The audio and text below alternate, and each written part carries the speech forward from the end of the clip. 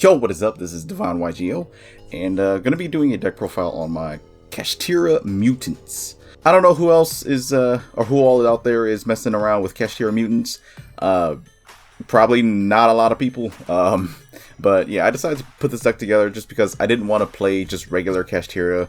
So, and there's synergy here between Mutants and KASHTIRA, because the baby Mutants, they can banish the KASHTIRA monsters for cost, and then, you know, get their effects to summon out the big mutant boss monsters. And then you can use KASHTIRA Birth to just revive that KASHTIRA monster that you banished off of the baby mutant effects. And honestly, this deck isn't that crazy. Like, it's nothing really that crazy. The end boards aren't anything that crazy. It's just, honestly, this is just basically this is nerfing a KASHTIRA deck, but then buffing a mutant deck. So it's just kind of one of those things. I built this for fun. And I took this to locals just yesterday as of recording this, and honestly, it performed a lot better than I thought. But anyways, without further ado, let's just go ahead and get into it. So first off, we're playing triple copies of KASHTIRA Unicorn. This is like the best card in the deck. Best card meaning best starter for your KASHTIRA stuff. We play triple Fenrir because Fenrir is amazing in this deck. I do play one copy of KASHTIRA Ogre. One Scareclaw Cash, and I am deciding to play the Tearlaments KASHTIRA in this build. I like it as an extender, and I also do like it for the milling. So you can choose to mill 3 from your own deck, and then potentially hit a cash name, and then, you know, birth it. But another thing you can do is that you can also mill out your opponent, make them mill 3, and see what they're playing. And then if you have D-Shifter live, then Tearlaments KASHTIRA just makes it even better to mill your opponent. So you get knowledge of what they're playing, and their cards get banished under Shifter. So yeah, I'm deciding to play it, to test it. It hasn't been too bad yet. So we'll see how it goes with further testing. And then for the last cash monster we play is one KASHTIRA Riceheart, because we need it. On to the Mutants. I'm playing triple copies of Mutant ST46. On summon, not special summons, it searches for a mutant spell or trap from your deck to your hand. And then you can tribute this card, banish one card from your hand or face up field, special summon one monster from your hand or deck based on the banished card type. So if you banish a monster, you summon Mutant Beast, Spell, Mutant Mist, Trap, Mutant Arsenal.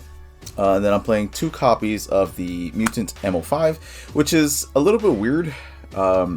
For like a mutant lineup, but in this version, or in this variation specifically, Mutant MO5 actually isn't that great, because you want to search out, or you want to mainly see SD46 to have access to your Mutant Cry, whereas Mutant MO5 only gives you access to like the big boss monsters in the main deck, which is fine, but I would much prefer to get the ST46, because ST46 gets you one of the boss monsters from the main deck, plus a Mutant Fusion. Then we're playing one copy of the Mutant Mutants. This just helps out with getting the big mutant boss monsters out from the deck as well. Makes it easier. Then for the mutant boss monsters, we're playing one copy of Beast and one copy of Arsenal. So no Mist, because Mist is kind of bad. It doesn't interact with your opponent's board at all. Mutant Mist, if your opponent activates a trap card, you can banish a card that you control for cost or in your hand. Draw 2. That's all Mutant Mist does. So we're not playing Mist. It's another brick, and it doesn't do anything that crazy. Mutant Arsenal, it actually interacts with your opponent's board by being able to target a face-up card, target a monster on the field, banish it. And then Mutant Beast is a spell negation and banishes that spell, which is also really good. And that's it for the mutant lineup. On to the rest of the monsters. It's just hand traps, triple D-Shifter. If your deck can play it, you gotta play it, even though I honestly believe this card should be banned. This card is so freaking toxic. This card should not exist in this game.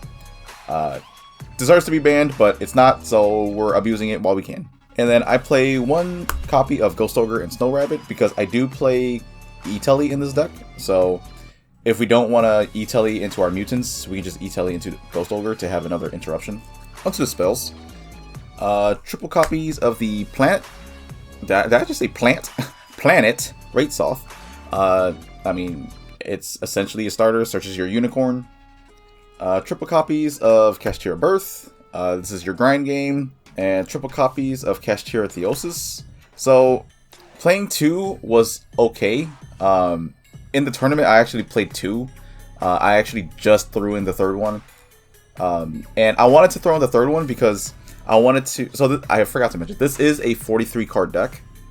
And the reason why I threw in the third Theosis is because I didn't want to draw into like Arsenal or into the Beast. Because I was just drawing into them way too often. So I wanted to up the numbers of good cards in the deck to lower the ratios of drawing my bad cards, or like my bricks. So I threw in the third Theosis to try and help counter that. And then we're playing triple copies of Emergency Teleport. We're playing mutants. This summons out any of the mutant baby, or this summons out any of the baby mutants, as well as the Ghost Ogre. And I'm playing 2 copies of Triple Tactics, just a good card for going first or second. And then 2 copies of Pot of Prosperity. Only 2, because we do need the extra deck. So, not 3, because we don't have the extra deck space to keep banishing. And then 2, because we want to be able to see Prosperity when we absolutely need it. And that is it for the spells. Onto the traps. 1 Kashtira Big Bang. 1 Prep. And then triple copies of Mutant Cry. So Mutant Cry, it's just the fusion card for mutants. Preparations is just like another Birth. Big Bang is just for the combo to summon a Kashtira material from the Shangri-Era. Onto the extra, we're playing 2 copies of Mutant Synthesis. So Synthesis on summon, you target a card, or on fusion summon, it targets a card on the field and destroys.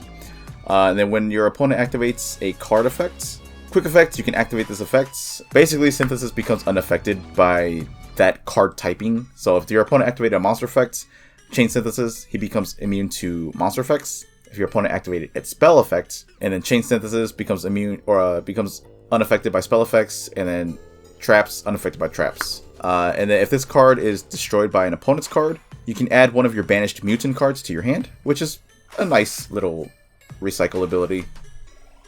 It doesn't really come up that often, but it's nice to have. And then I'm playing 1 copy of Haggard Lizardos. So this is actually a card I threw in because of shoutouts to the homie Top Deck Hyun for getting me on this card. This is basically a better version of Donner. I think Dagger for Hire.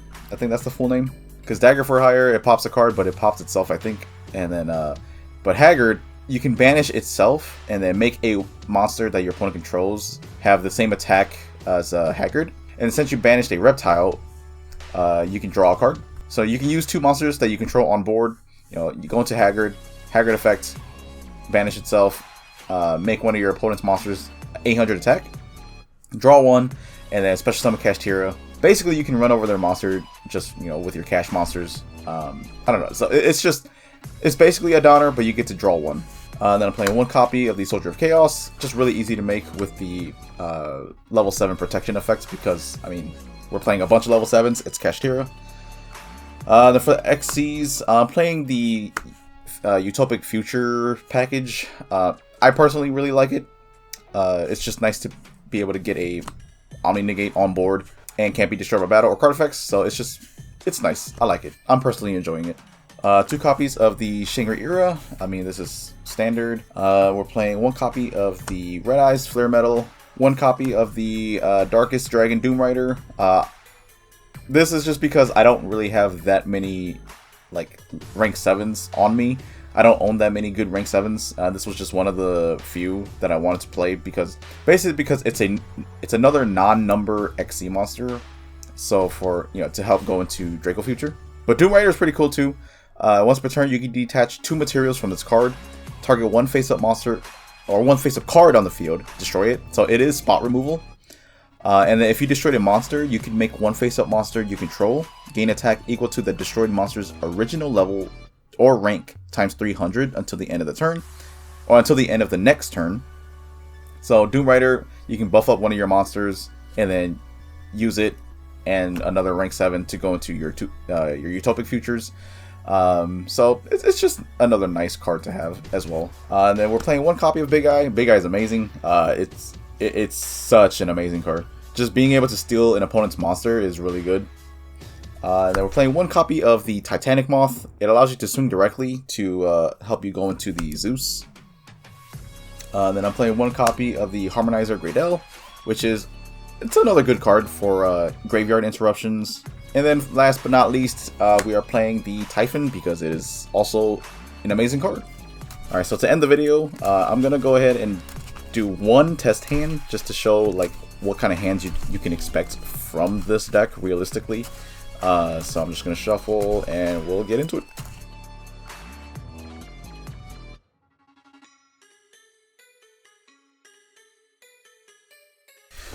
Alright, give it a couple cuts here. And let's see what we get. E-Telly, that's pretty good. Prep, that is not very good. Mutant Cry, that's also not very good. Scareclaw Cash. Okay, Wraithsoth, that helps a lot. Okay, so this is not the best. So we're gonna Wraithsoth. We'll put Wraithsoth up here. Search out Unicorn. We're gonna Unicorn effects. Since we do have a cash monster in hand already, and we have access to our mutant monsters, we're actually not gonna use Unicorn to search Theosis like we would normally do. We're gonna actually search out the Birth.